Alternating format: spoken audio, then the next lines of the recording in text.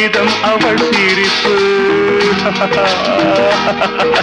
ராகமும் கீதமும் சேர்ந்திட அசைந்திடும் பாதம். நாணமும் மோகமும் கலந்திட மறைந்திடும் தாளம். விழியதன் வாசலில் எழுதிடும் கோலங்கள் புரியாததோ புதிரானதோ. வசந்தம் பாடி வர வைகை ஓடி வர இளமை கூடி வர இனிமை தேடி வர ஆராதனை செய்யட்டுமா